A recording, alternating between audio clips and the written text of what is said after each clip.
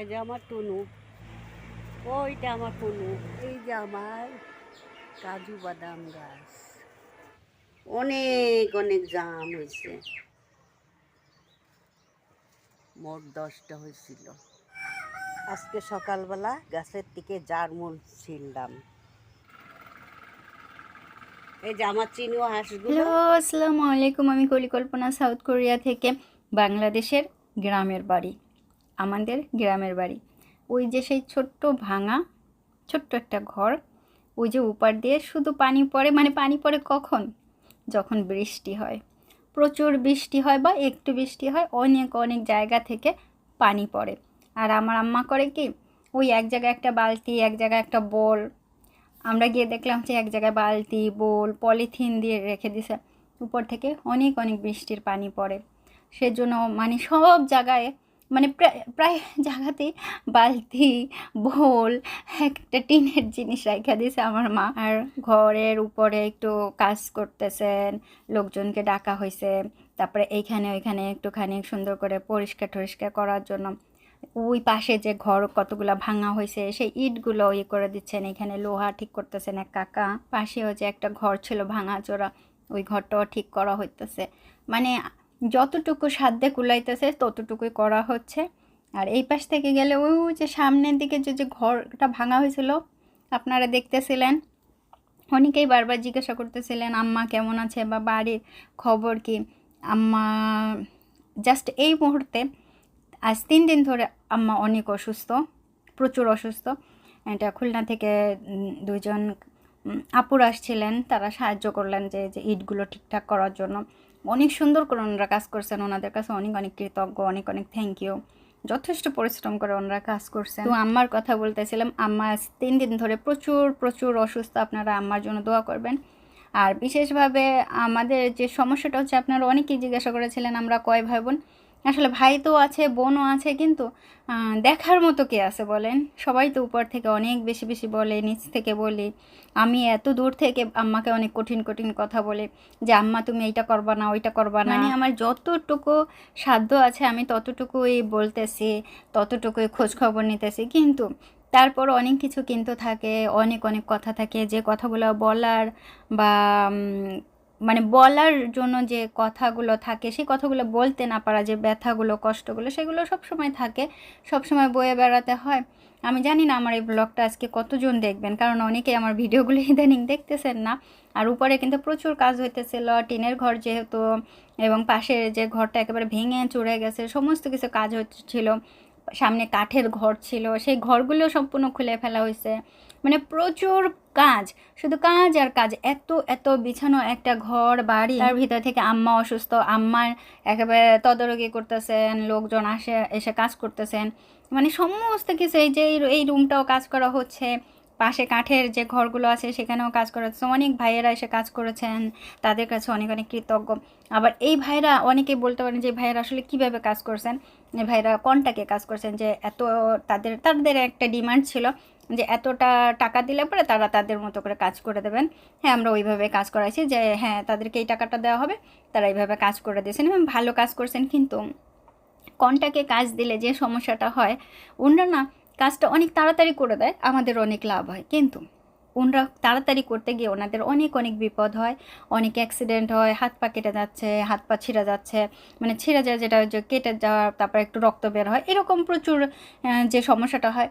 ওনাদেরকে বারবার যদি বলা হয় যে আপনারা একটু ধীরে ধীরে করেন, এত তাড়াতাড়ি করেন, আপনাদের তো কোনো অ্যাক্সিডেন্ট হতে পারে, কোনো সমস্যা হতে পারে। তা ওনারা করে কি, কনটাকে নিয়ে ওনাদের মতো করে কাজটা একেবারে তাড়াতাড়ি করে দিয়ে ওনারা চলে যায়। ওনারা আর আমাদের কথা শোনে না যে একটু একটু ধীরে ধীরে করলে হয়। কিন্তু যেটা আমরা দেখছি, যে আমরা যে ডেইলি যদি ওনাদেরকে নেই, সেই কাজটা যখন একটু দেরিতে শেষ হয়, কিন্তু কনটাকে দিলে অবশ্যই কাজটা অনেক তাড়াতাড়ি শেষ হয়, সেটা সবাই জানেন। তারপরও আমি বলবো যারা কন্ট্যাক্ট নিয়ে কাজ করেন তারা অবশ্যই একটু ধীরে ধীরে করবেন, কারণ এই যে যে সমস্যাগুলো হয়, যে কাটা ছেঁড়া হয় বা আপনাকে যে ডাক্তারের কাছে যাইতে হয়, অবশ্যই এর জন্য তো আপনাদের ক্ষতি হয়, তাই না? যে কয়েকদিন হয়তো বা বিশ্রাম নিতে হয়।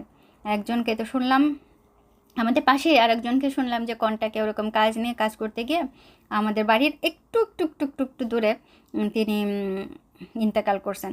তো এই যে যে চলে যাওয়া, এটার তো কোনো ক্ষতিপূরণ কেউ দিতে পারবে না, তাই না? দেখেন আমাদের বাড়ির সমস্ত বিছানো, একেবারে সম্পূর্ণভাবে বিছানো। আমার আম্মা এইগুলো একটা একটা করে লোক জোগাড় করে করে সবাইকে এরকম করে করে কাজ করাইছেন। লোক পাওয়াটা অনেক অনেক কষ্টকর, অনেক কষ্টকর। এবং সবচাইতে দুঃখের বিষয়কে আমাদের বাড়িতে কিন্তু ফলও হয়েছে। দুঃখের কথাটা যদি মনে থাকে আমি একটু পরে বলি। জামরুল হয়েছে, আম হয়েছে, জাম হয়েছে, কাঁঠাল হয়েছে, মানে ফল ফলাদি বেশ অনেক কিছু হয়েছে। তারপর কাজু বাদামের গাছ আছে, কাজু বাদাম হয়েছে। হ্যাঁ, আবার এই যে আমাদের বিড়াল মোজা এটা, এই মোজাটাকে আমাদের পচা নিয়ে আসতে চাইছে। আমি পচাকে বলছি তোমার কি টাকা আছে? বলে না। আমি বলছি তোমার যদি টাকা থাকে তাহলে ওকে পাসপোর্ট করায় কোরিয়াতে নিয়ে যাও। তা পচা আমার দিকে তাকায় রয়েছে যে ওর টাকা নেই, কি করুন মুখ। এই যে কাজু বাদামের গাছ, উপরে কাজু বাদাম হয়েছে, এখনও ছোট ছোট আছে। ছাগল আছে, একটা বড় ছাগল আছে, ওর 2টা বাচ্চা আছে। বাচ্চা দুটাই যে একটু একটু করে বড় হইতেছে। এইটা একটা, ওই যে একটা, ওই যে মা, ওই দূরেরটা হচ্ছে মা। এরা সারাদিন এরকম টুন টুন করে হ্যাঁ খেয়ে বেড়ায়। আর আর তো বোঝেনি, যদি ছুটে টুটে যায় তাহলে তো একেবারে তো অন্যরকম হয়। সবসময় গলায় দড়ি দেওয়া থাকে। আর ওই যে কাজু বাদামের গাছগুলো দেখা যাচ্ছে, হয়তো বা খুব ভালো দেখা যাচ্ছে না, কিন্তু তারপরও কাজু বাদাম হয়েছে, ছোট ছোট হয়েছে। আর আম গাছে কিন্তু আম খুব কম ছিল, সব পড়ে গেছে, একেবারে পড়ে গেছে, ঝড়ে পড়ে গেছে, রোদে শুকায় পড়ে গেছে, খুব বেশি একটা হয় নাই, মানে না হওয়ার মতো। আমার আম্মা বলতেছিল এইবারে আমই সবচাইতে কম হয়েছে এবং পড়ে গেছে। যেটা না বললেই হয় যে আম হয় না, এরকম বললেই হয়। কারণ 10-12টার বেশি আম্মা পারতে পারেন না এই পর্যন্ত। আর এখন তো আর নাই, সময় নাই, আম একটাও নাই এখন বর্তমানে গাছে। কিন্তু খুব মিস করতেছিলাম যে আম অনেক বেশি হবে, কারণ আমি যেহেতু আচারটা অনেক বেশি পছন্দ করি। আম্মাও খুব বেশি বলতেছিল আচার আর দিতে পারবে না। তা আম্মার অসুস্থতার কথা বলি, আম্মা খুবই অসুস্থ। আম্মার এখন দরকার হচ্ছে কি একেবারে সম্পূর্ণভাবে টেনশন মুক্তভাবে থাকা। কিন্তু টেনশনের জন্যই যে সমস্যাটা হয় বয়স্ক সময় আসলে, মানে বৃদ্ধা বয়সে আমার আব্বাকেও এই সমস্যাটা ভুগতে হয়েছে। আমি যেহেতু এত দূরে থাকি, এবং আপনি যদি প্রবাসে থাকেন, আমি জানি প্রবাসে যারা আছেন তারা যদি আমার এই কথাটা শোনেন, তো আপনি বুঝতে পারবেন যে কথাটা কতটা হার্ট। যে হ্যাঁ, বাবা মা যখন অসুস্থ হয়, যদি কাছাকাছি কোনো সন্তানরা যদি বাবা মাকে না দেখে বলে তোমার অমুকে আছে না কোরিয়াতে, সে এসে তোমাকে দেখার জন্য বলুক, আসুক, তোমাকে দেখবে, আমরা দেখতে পারবো না। এই কথাগুলো যদি বাবা মাকে বলা হয় তাহলে এটা কতটা কষ্টকর। আমরা যারা প্রবাসে থাকি, আমার যে রিজিক, যে আমার হাজব্যান্ড কোরিয়ান, আমার রিজিক আমি কোরিয়াতে চলে আসছি, আমার কপালে ছিল, তাই আমি কোরিয়াতে আসছি। আমার হাজব্যান্ড কোরিয়ান, আমি এখানে বসবাস করি। তো আমার বাবা মা যখন অসুস্থ থাকবে, আমার কি সম্ভব যে মাসের পর মাস গিয়ে বাবা মাকে দেখা, টেক কেয়ার করা? আমি তো প্রায় সময় বলি যে আমার কাছে নিয়ে আসবো, কিন্তু তারা কেউই আসতে চান না। কারণ কোরিয়াতে আসলে পরে কোরিয়ান ভাষাতে কথা বলতে হয়, কারোর সাথে বাংলা ভাষাতে কথা বলা যায় না। আমার আব্বা তো ওই যে মোড়ের 4 দোকানে গিয়ে চা না খাইলে তো তার পেট ভরে না, একটা পান না খাইলে পেট ভরে না। মানে এই যে তার যে একটা কথা, আমার বাবা যে বয়স্ক, তার যে লেভেলের যে বন্ধু বান্ধবরা, আমার আব্বা যেখানে মানে প্রার্থনা করেন, সেখানে সেই যে একটা পরিবেশ, আমার আব্বা তো এখানে সেটা পাবে না, তাই না? তো আমার আব্বা সেজন্য আসে নাই। আর আব্বাকেও সবসময় আমি বলছিলাম যে আব্বা টেনশন করবা না, অসুস্থ হলে পরে টেনশন করবা না, আমি এই কথাটা বলতাম সবসময়। কিন্তু আব্বাকে কেউ একজন বলেছিল যে আব্বাকে বৃদ্ধাশ্রমে দিয়ে আসবে। দিন তারিখ সমস্ত কিছু ঠিকঠাক করে আসছিল যে আব্বা বৃদ্ধাশ্রমে দিয়ে আসবে। তো আমি এই কথাটা শুনতে পারি না, আমি কথাটা শুনেছি একেবারে লাস্টের পর্যায়ে এসে। যখন আমি শুনলাম, ঠিক তখন আমি সেই সময় আব্বার সঙ্গে যোগাযোগ করার চেষ্টা করি, কিন্তু ওই সময় থেকে আব্বার মোবাইল বন্ধ করে রাখলো। এবং ওই দিন রাত্রেই আব্বা মারা গেছিলো। তো আমি ওই দিন প্রচুর ফোন করছিলাম, শুধুমাত্র একটুখানি কথা বলার জন্য। আব্বা তোমাকে যে বলছে তুমি এই কথা নিয়ে টেনশন করবা না, আমি দেখো। আব্বা একেবারে ফোন বন্ধ করে রাখছে। আমি জানি না কোন সন্তান যে সন্তান বাবা মাকে খেতে দেয় না, একটা পয়সা খেতে দেয় না, কিন্তু হঠাৎ করে এসে বলে যে তোমাকে বৃদ্ধাশ্রমে দিয়ে দেবো। কোন অধিকারে? ধরেন যে টাকা পয়সা দেয় সে তো 1-2টা কথা বলে যে এই তুমি এই করো না, ওই করো না, কিন্তু যে একটা খরচ দেয় না, কখনো কোনো কিছুই করে না, সে কিভাবে বৃদ্ধাশ্রমে দিয়ে আসার কথা বলে? হ্যাঁ, আমার মাথায় ঢোকে না। আমার এই কথাটাই হয় না। আমি ওই সময় যে আমাকে বলেছিল, আমি তার সাথে অনেক বেশি রূঢ়ভাবে কথা বলেছিলাম যে এই কথাটা বলা ঠিক হয় না, কারণ এইটা তুমি কিভাবে বলছো, এইরকম বলছিলাম। কিন্তু তারপরেও আব্বা ওই দিন রাত্রে যখন চলে যায়, আর এখন আম্মার কথা বলে, আম্মা এই যে অসুস্থ, তাই না, এখন অনেক দূরের পরিচিত কেউ একজন আমার আম্মাকে কী বলছে জানেন? মরার সময় খাট বানাইতে হবে না, বাস্ক বানাইতে হবে না। এখন এই যে যে কথাগুলো, আমি জানি না বাংলাদেশের কোনো সুস্থ মানুষ বা পৃথিবীর কোনো সুস্থ মানুষ এই ধরনের কথা বলে না বয়স্কদের, যে তোমাকে বৃদ্ধাশ্রমে দিয়ে আসবো, বা এই বুড়া, এই বুড়ি, তুমি মরলে পরে তোমার খাট বানাইতে হবে না, তখন দেখবো অনেক কাকে ডাকো, বা তোমার যে খাটিয়া করতে হবে, তোমার যে বাস্ক তৈরি করতে হবে, দেখবো অনেক কাকে ডাকো। এই কথাগুলো বলা কোনো মানুষের পক্ষেই সম্ভব না। আমি জানি না আমার এই ভিডিওটা আজকে কেউ দেখবে কি না, আমার এই কথাগুলো কেউ শুনবে কি না। আমরা যারা এখনও এই যে যে কি বলবো, যে এখনও হাত পা নাড়াতে পারি, অনেক সুস্থ স্বাভাবিক, তাই না, মধ্য বয়সে যারা আছি বা অল্প বয়সে যারা আছে, আমরা কি কখনো চিন্তা করি না যে আমরাও বয়স্ক হব, বা আমরাও একদিন তাদের মতো বয়স্ক হলে পরে আমাদের কি হবে? আমি জানি না কেন কেন মানুষ এই ধরনের কথা বলে। কেন আমার বাবা মাকে তো কেউ খেতে দেয় না, কেউ খেতে দেয় না, কিন্তু এত বড় বড় কথা বলার মানুষকে, এমনকি আমার মাকে হুমকিও দেওয়া হয়েছে বা অন্যান্য ইয়েও করা হয়েছে। আমি জানি না কেন, কি কারণে এমন করা হয়। কিন্তু তারপরেও আমি বলবো যে যারা আছেন বাবা মাকে দেখবেন, অবশ্যই অবশ্যই বাবা মাকে দেখবেন, যেন আপনার বাবা মা ভালো থাকে, সুস্থ থাকে এবং আপনাদের সাথেই থাকে। কারণ বৃদ্ধ বয়সে বাবা মা যখন আপনার কাছে থাকবে, এটা আপনার জন্য বরকত, আশীর্বাদ, এটা আপনার জন্য আশীর্বাদ। অনেকে চেয়েই পায় না, আর যারা চেয়ে মানে বেশি পাচ্ছেন, তাদের জন্য এই সমস্যাটা, যে বাবা মাকে এরকম করেন। তো সবসময় অনুরোধ থাকবে বাবা মাকে ভালোভাবে দেখবেন, বাবা মার জন্য সবসময় অনেক অনেক অনেক অনেক অনেক ভালো কাজ করবেন বাবা মার জন্য, যেন বাবা মা আপনার জন্য আশীর্বাদ করেন, দোয়া করেন, তাই না? আমাদের ছাগলগুলো দেখছেন কত কত বড় হয়েছে। আজকে আজকে ঈদের দিন, সবাইকে ঈদ মোবারক, সবাইকে ঈদ মোবারক, অনেক অনেক অনেক অনেক শুভেচ্ছা, ঈদের শুভেচ্ছা। বাংলাদেশকে খুব বেশি মিস করতেছি, এত বেশি মিস করতেছি তা বলার মতো না। যেহেতু আরও ঈদের দিন, মানে আরও বেশি মিস করতেছে, সেজন্য আজকে বাংলাদেশের ব্লগটা নিয়ে আসলাম। আমাদের এই যে ছাগলগুলো একটু বড় হয়েছে, একেবারে ছোট ছোট ছিল, অনেকটা বড় হয়েছে, গলায় ঘন্টা বাঁধানো হয়েছে, ঘন্টা দুইটা হারাই ফেলছে দুইজনেই, আবার কিনে দেওয়া হয়েছে ঘন্টা। তো দেশটাকে এত বেশি মিস করতেছিলাম, জাম মিস করতেছিলাম, জাম কিনলাম, সেই জাম, আর কত বছর পর জাম খাইলাম, একবার কিনলাম। কাঁঠাল তো খাই না বহু বছর, আমার এমনি একটু শক্ত শক্ত কাঁঠাল খুব বেশি পছন্দ, তো কাঁঠাল খাই না বহু বছর হয়ে গেছে। আমার আবার যে পাকা কাঁঠালটা পছন্দ না, একটু শক্ত শক্ত হইলে ভালো লাগে, পাকা পাকা কিন্তু যেটা কয় যে বলে খাজা কাঁঠাল। তারপরে আছে আরও ওই যে আমার মা কী করে দেখে ছাগলের সাথে, তারপর আবার ওই যে আছে না এঁচোড়, কাঁঠালের এঁচোড়টা আমি খুব ভালো রান্না করতে পারি। আপনি বিশ্বাস করবেন না যে আমি, অনেকে আমাকে কমেন্ট করেছিলেন যে আপনি রান্নাটা কোথা থেকে শিখলেন। বাংলাদেশে থাকতে কি রান্না করতাম, বাংলাদেশে থাকতে মাঝে মধ্যে রান্নাঘরে ঢুকতাম, রান্না করতাম। পোলাওটা হলে পরে অবশ্যই মা আমাকে বলতো, বাবা আমাকে বলতো যেন আমি পোলাওটা রান্না করি। মানে হঠাৎ করে কেমন যেন পোলাওয়ের উপর খুব বেশি আগ্রহ জমে গেছে ক্লাস 9 বা 8-এ থাকতেই।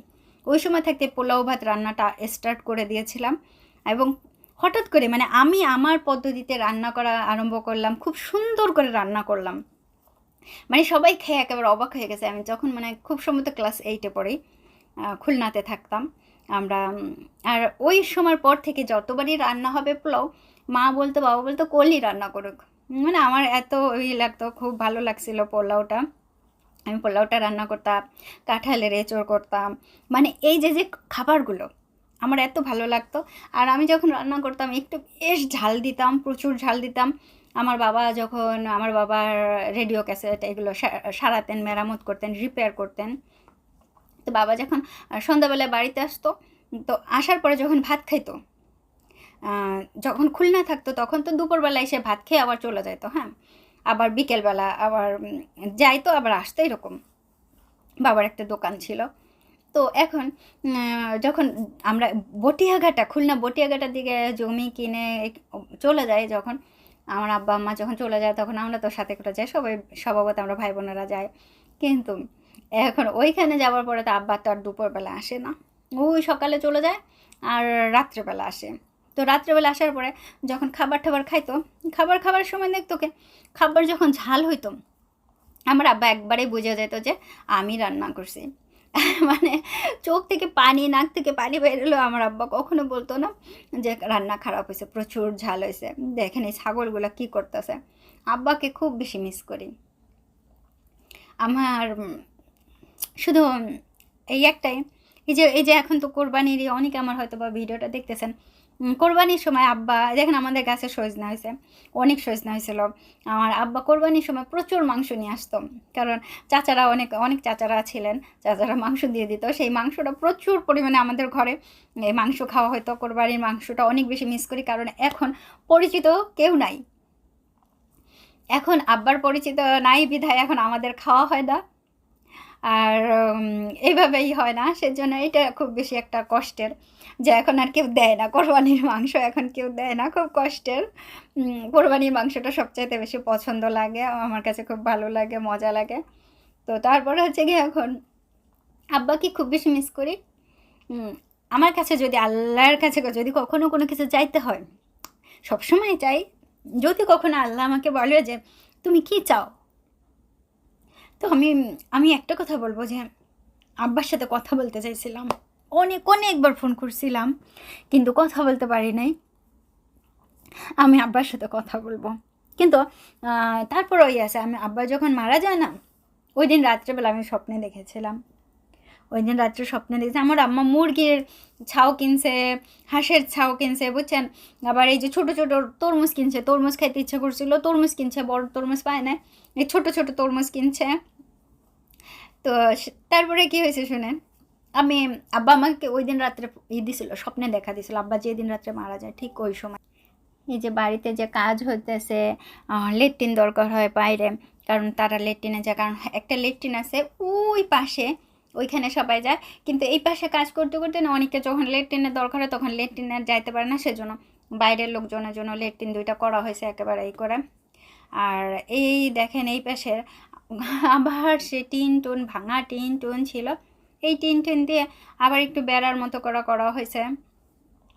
তো আব্বার কথা বলতেছিলাম, সে আব্বা বলছে এটা কিন্তু অন্য আরেকজনের ঘর, ওই যে পাশে যে উপরে ওই যে টিন দেওয়া ওইটা পাশের আরেকজনের বাড়ি, আর আমাদের এই যে টিন দিয়ে একটু বেড়া দিয়ে দিচ্ছেন, আবার দুজন ভাইয়া আসছিলেন, প্রচুর কাজ করা হইতেছে, বুঝছেন, এখন এত বেশি কাজ করানো হয়েছে, প্রচুর টাকা পয়সা খরচ হয়েছে, এই যে কাজগুলো সাময়িকভাবে যে কাজগুলো করানো হয়েছে প্রচুর খরচ হয়েছে। আর এই যে রাস্তাটা ভেঙে একেবারে হয়ে গেছে, যেখান থেকে আমাদের বাড়িতে ঢুকতে হয়, এই রাস্তার দুই পাশ থেকে যে পাইলিং দেওয়া ছিল, দুঃখের বিষয় আমার আম্মা বিধবা, তাই না, এই বিধবার বাড়ির মানে ইগুলো বাঁশ, তারপরে হচ্ছে এই যে পাইলিংগুলো টাইনে টুইনে খুইলেও মানুষজনরা নিয়ে যায়, আমি জানি না কেন। আমার আম্মা 6টা বাঁশ কিনছে, বাঁশের আগা আর গোড়া, ঠিক আছে, এই যে কাটা বাঁশ একদম কেটে কুটে নিয়ে আসছে সমস্ত কিছু, 6টা বাঁশেরই সমস্ত বাঁশগুলোর মাথা আর গোড়াটা আছে, বুঝছেন, আর যে ভিতরের দিকে যে একেবারে পাকাপোক্ত যে বাঁশগুলো সেইগুলো চুরি করে নিয়ে গেছে।